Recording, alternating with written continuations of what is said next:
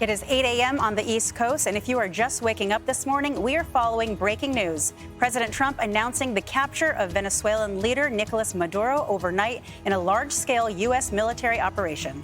Attorney General Pam Bondi confirming Maduro and his wife have been indicted in New York on drug and weapons charges. The couple, quote, will soon face the full wrath of American justice. It comes after explosions rocked the capital of Caracas and surrounding states. Early this morning, President Trump is expected to hold a news conference from Mar-a-Lago at 11 a.m. Lucas Tomlinson joins us now from West Palm Beach, Florida, where the commander-in-chief has been spending the holidays. Hey, Lucas, what more can you tell us this morning? Good morning, Doc. For weeks, President Trump had pledged there would be strikes ashore in Venezuela, and that's exactly what happened in the pre-dawn hours, where the National Mission Force Special Operations Forces were launched, likely from the USS Iwo Jima offshore, after the Air Department, the jets and helicopters on board had been moved to Puerto Rico. Those forces, the strike force, assaulted Maduro's compound in the pre-dawn hours after those airstrikes from U.S. military aircraft took place in Caracas around 2 in the morning, Caracas time, 1 in the morning, East Coast time. And President Trump posting to Truth Social after Maduro and his wife had left the country. I'll read it. The president posted, quote, "The United States of America has successfully carried out a large-scale strike against Venezuela and its leader, President Nicolas Maduro, who has been, along with his wife, captured and flown out of the country. This operation was done in conjunction with U.S. law enforcement. Details to follow. There will be a news conference today at 11 a.m. at Mar-a-Lago. Thank you for your attention to this matter." And we heard from Venezuela's leader just a day ago, guys, in a car, of a dash cam video saying he was open to a deal with President Trump. He said he would be open to combating the drug trafficking.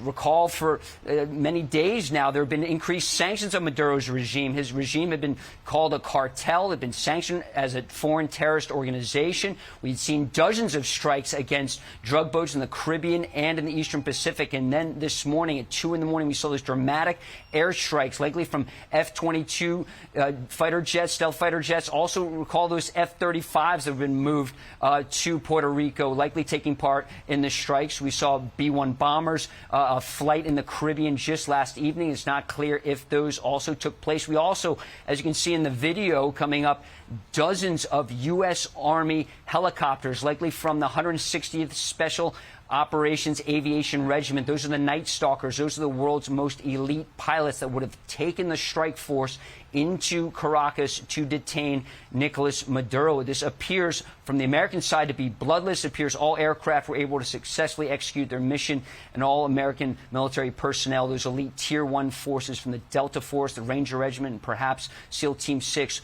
all made it out of the country in one piece. And let's not forget, this was a showdown between President Trump and Venezuelan leader Nicolas Maduro. And as Elliot Abrams told me a few weeks ago, there can only be one winner, and President Trump doesn't like to lose. And that's what we saw in these strikes, guys. So, obviously, for the past couple of weeks, Maduro has been looking out and seeing the most advanced flotilla in world history parked outside of his country. It's probably been a little bit nerve-wracking for him. But obviously, the operation, this operation was successful and is over. But I don't think that we're necessarily going to see the USS Gerald Ford pull anchor and leave the region anytime soon. Doesn't appear that way, Charlie, although it is worth noting that Ford has been at sea for 6 months, deploying back in June. She was moved from Europe to move to the Caribbean, part of what the Trump administration has said repeatedly, and with this new national security strategy, that the focus would be on the Western Hemisphere. We saw in the new national security strategy that Secretary of War Pete Hegseth unveiled at the Reagan National Defense Forum. And you're right, we've seen this huge buildup of U.S. military forces in the Caribbean, the USS Gerald Ford Strike Group, not just the aircraft carrier and squadrons of F-18 Super Hornets, but also the USS Iwo Jima Amphibious Ready Group with thousands of Marines and, of course, dozens of attack helicopters. It's likely those Night Stalkers, the elite pilots that flew the strike force into Venezuela, were based aboard Iwo Jima. We also saw dozens of other warships in the region as well, armed with Tomahawk cruise missiles. And this buildup clearly had an impact on Nicolas Maduro. That's why in that interview, that's why we likely saw him almost pleading to the Trump administration for mercy. And perhaps this operation had been planned for a number of days. Remember, we had the strike in Nigeria targeting ISIS forces on Christmas Day. We've been hearing something was in the works for the past few days, and we hadn't seen President Trump on camera in the last few days. The last time we heard from him was New Year's Eve, Charlie, when a reporter asked him, "What's your goal for the new year?" And the president said peace, Charlie.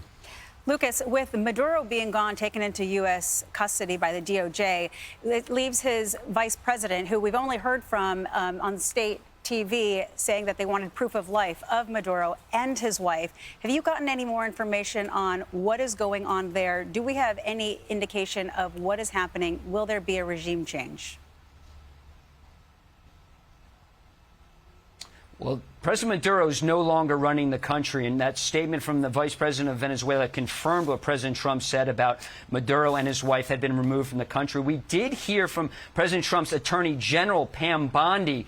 If you could pull up that statement on X, I can read that for our viewers. Pam Bondi wrote, quote, Nicolas Maduro and his wife, Celia Flores, have been indicted in the Southern District of New York. Nicolas Maduro has been charged with narco-terrorism conspiracy, cocaine importation conspiracy, possession of machine guns and destructive devices, and conspiracy to possess machine guns and destructive devices against the United States. They will soon face the full wrath of American justice on American soil in American courts. Now, it's notable, Doc, when you asked what comes next in Venezuela, senior official who used to be posted at the Pentagon just told me recently that there are 25 to 50 Venezuelan generals that have bank accounts in excess of billions of dollars, not millions, but billions. You have to wonder if any kind of opposition leader like Maria Corina Machado were to come to the country, would those generals support her new leadership or whoever is designated by the Trump administration if they can make that happen in the country? Well, you know, that's such a great point to raise, Lucas, whether or not these generals would trust someone like Maria Corina Machado, because the Cartel del Soles, Cartel of the Suns, is specifically named that because the epaulets, the sun-like shaped dressing on the generals' uniforms, that's where they got it. The reason why they were given that name is because the military is the cartel. That's what ultimately Nicolas Maduro is being indicted on in terms of running a cartel organization of narco-terrorists. You mentioned, though, Maria Corina Machado. Here's a little bit of what she had to say on Fox and Friends. Watch. I completely trust the strategy President Trump is developing and his Secretary of State, Marco Rubio. They know very well with whom they're dealing with. This is not a legitimate president. This is the head of a criminal structure that was already defeated in a presidential election by landslide. So they know how to deal with these kind of individuals that are criminals, narco-terrorists. And I believe that Maduro will get a very clear picture of what are his options and what's the future for Venezuela. What would be your message to Americans who are worried that this could become another costly foreign entanglement for them? I believe it's exactly the contrary. Maduro started this war. President Trump is ending this war. A transition to democracy in Venezuela will make the Americas, including the United States, safer, more secure, and more prosperous. Because Venezuela, our country, has been turned into that safe haven for all those enemies, forces that want to undermine the institutions of the United States and also kill people in Venezuela and in your country. So we are solving and dismantling a criminal structure that has produced great pain and turned our country, our nation, into the best ally of the United States, a security shield for the Americas, and a huge opportunity for energy security as well. And one thing very important, Rachel, millions of Venezuelan migrants will come back home the day Maduro goes. So that's what Maria Corina Machado had to say back in November. Is it your sense, Lucas, that at this press conference in just a few hours at 11 a.m., that we may learn more about whether or not the Trump administration is putting its backing behind someone like Machado, or if there's another plan for the governance now without Maduro? Recall, Griff, that the opposition leader, Maria Corina Machado, received about 80% of support inside the country. What officials have told me in the past is, unlike Iraq and Afghanistan, in Venezuela, it's a very united country, both politically and ethnically. You don't have Sunni, Shia, Druze, Kurds in Venezuela. It is one people, and they are pretty united. In fact, just a few minutes ago on social media, you've seen people start to take to the streets, yelling out of their apartments in Caracas. It sounds like many of the people in Caracas and in Venezuela are joyful today about Maduro being removed from office in this daring operation led by Special Operations Forces in the cover of night at about 2 a.m. this morning in Caracas. Certainly, this is something we're going to wait to hear from President Trump. Clearly, the Trump administration has game planned this out. This was just one part of the operation. Now it goes into the political realm, and who is going to rule the country, and will these generals allow any opposition leader to do it, or perhaps one of these generals might take over? That's a great point. Not only are they one people, they also have a history of free markets and free self-governance. Lucas Tomlinson, we'll check back in with you as things warrant. Thanks, Lucas. And in the next hour, we will be hearing from Senator Tom Cotton, who was briefed by Rubio earlier this morning, and he'll be joining us in the 9 a.m. hour. Let's bring in Brett Velicovich, Fox News contributor, drone expert, and president of Power US. Great to see you this morning. Thanks for joining us. So first off, just big picture, what do you make of all of these developments this morning? Well, hey, good morning. I think Maduro just discovered that the U.S. doesn't bluff when it comes to protecting our citizens. I mean, he needed to go. He and his regime were not just drug dealers, they were narco-terrorists. And this was enforcement of the law against a dictator who was killing Americans for years, and deterrence for our country at the highest levels. And deterrence doesn't come from simply talk. It comes from bold, swift action like this. And what we just witnessed is Venezuela, the collapse of a regime that survived for years on corruption, fear, terrorism. Maduro didn't just govern his country. He turned a once wealthy nation into a narco-terrorist state. He exported instability across the region, and he hid behind sovereignty while bleeding his own people dry. And I think the explosions last night are just the sounds of justice finally catching up to him and his cronies, who have starved their people while lining their pockets with drug money, illicit oil deals. Now the Venezuelan government knows the gig is up, right? His capture exposes the fragility of their house of cards, which is built on rigged elections, repression, and frankly, the Venezuelan people deserve, better than breadlines and blackouts. And so hopefully with Maduro gone, there's finally hope for some democracy.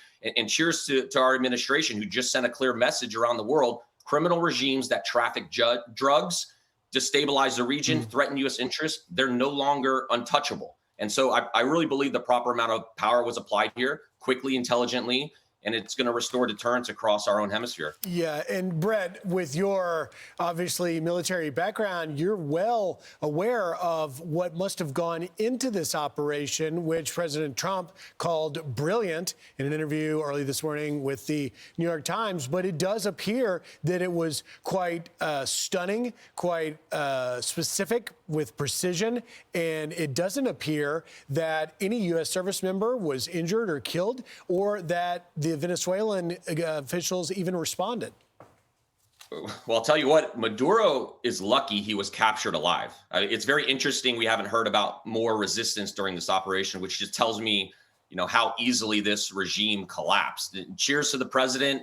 Cheers to this administration. Marco Rubio, who no doubt was probably the architect behind a lot of this, because this appeared very deliberate and calculated of an operation. You had precision strikes, intelligence-driven operations that led up to this, which systematically stripped the regime of its ability to respond, its ability to communicate, control events on the ground. I don't think this was just shock and awe. This was meticulously planned. It was surgical pressure. By the time this decisive action arrived and occurred and they captured Maduro, his inner circle was already isolated.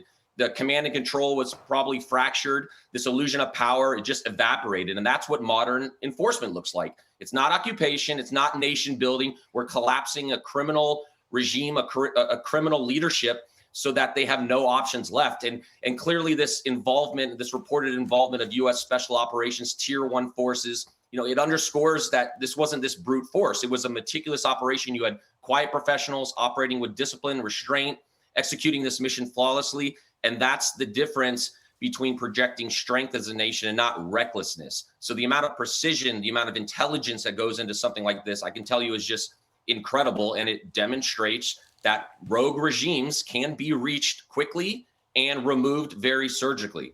And I'm sure we're going to hear more about what went into the planning of this at 11 o'clock a.m. for the press conference by the president. Brett Velicovich, thank you so much for joining us this morning. Thanks, Brett. I'm Steve Doocy. I'm Brian Kilmeade. And I'm Ainsley Earhart. And click here to subscribe to the Fox News YouTube page to catch our hottest interviews and most compelling analysis.